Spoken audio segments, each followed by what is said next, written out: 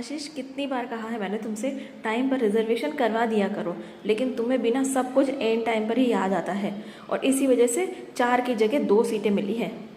अरे यार, हो जाता है कभी कभी। अच्छा, अगली बार से पक्का ध्यान रखूंगा, ठीक है? अब बड़बड़ाना बंद करो, ट्रेन आती ही होगी, थोड़ा एडजस्ट कर लो ना यार। हाँ, एडजस्ट तो करना ही पड़ेगा ना, लेकिन हाँ, मैं दोनों बच्चों को अपने साथ नहीं सुलाऊंगी। राघव को आपको सुलाना पड़ेगा। एक रात आप उसे संभालो तो पता चले। यार, राघव को मैं कैसे सुला सकता हूँ? थोड़ा समझो ना, उसकी साइज़ मेरी साइज़, पता चलेगा हम में से कोई एक नीचे गिर जाएगा। अभी हमारे बीच ये बहस जारी ही थी कि दूर से ट्रेन का सायरन सुनाई दिया, मतलब ट्रेन स्टेशन पर आ चुकी थी। इसीलिए अपनी बहस को यहीं विराम देते हुए हमने ट्रेन का इंतज़ार करना ज़्यादा ज़रूरी समझा, ताकि आगे की बहस ट्रेन में जाकर कर सकें। चंद मिनटों बाद ट्रेन आ गई और हम आराम से बैठ गए। लगभग 2 घंटे बाद जब बात सोने की आई तो बहस फिर से शुरू हो गई। अब राघव और पतिदेव दोनों ही खाते पीते घर के हैं, इसलिए एडजस्ट तो मुझे ही करना पड़ा। दोनों बच्चों को एक सीट पर सुलाकर मैं भी उनके बगल में बैठ गई। बिटिया छोटी है तो उसे गोदी में उठा लिया। घर से बाहर जाना हो तो भागम भाग हो ही जाती है और इसी वजह से मुझे सर दर्द हो रहा था। ऊपर से आशीष से बहस हो गई थी, इसलिए मैंने भी चुपचाप सर दर्द की एक दवाई ली और अपना सिर टिकाकर बैठ गई, लेकिन नींद आ नहीं रही थी। जैसे तैसे एडजस्ट करने के चक्कर में मेरी कमर में भी दर्द शुरू हो गया, लेकिन सर दर्द की दवाई ली हुई थी, इसीलिए शायद दर्द इतना महसूस नहीं हो रहा था और नींद भी जल्दी ही आ गई। रात के लगभग 1 बजे अचानक मेरी नींद खुली। देखा तो हमारे सामने की साइड अपर सीट खाली पड़ी हुई थी। पूरे दिन की थकावट, ऊपर से सर दर्द, नींद भी बहुत ज़्यादा आ रही थी, इसलिए मैं भी चुपचाप जाकर खाली पड़ी हुई सीट पर सो गई। दवाई की वजह से चंद ही मिनटों में मुझे नींद भी आ गई और नींद भी इतनी गहरी आई कि आसपास क्या हो रहा था मुझे उसका होश ही नहीं रहा। दरअसल रात के लगभग 3 बजे अचानक पतिदेव की नींद खुली और उन्होंने देखा कि बच्चे अकेले सो रहे हैं, लेकिन मैं वहाँ पर नहीं हूँ। तब उन्होंने सोचा कि शायद वॉशरूम में गई होंगी।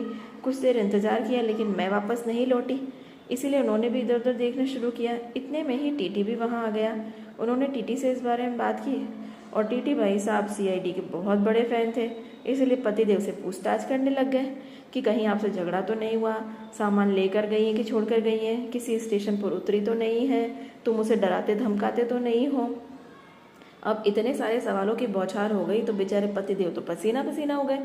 अब तो उन्हें भी यही लग रहा था कि कहीं कोई अनहोनी न हो गई हो, इसलिए फटाफट आसपास की सारी बोगियों में पता किया, लेकिन जनाब ने अपने सामने वाली साइड अपर सीट पर देखना ज़रूरी नहीं समझा और मैं घोड़े बेचकर सो रही थी।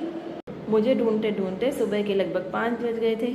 पतिदेव हैरान परेशान थे, बच्चे भी उठकर मेरे बारे में पूछ रहे थे।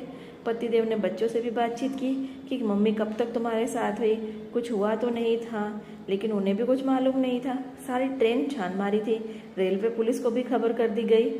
अब तो बस सुबह के 5:30 बजे अपने शहर में उतरकर बच्चों को घर छोड़कर वह पुलिस थाने जाने के बारे में सोच ही रहे थे, ताकि जल्द से जल्द मेरे बारे में पता किया जा सके।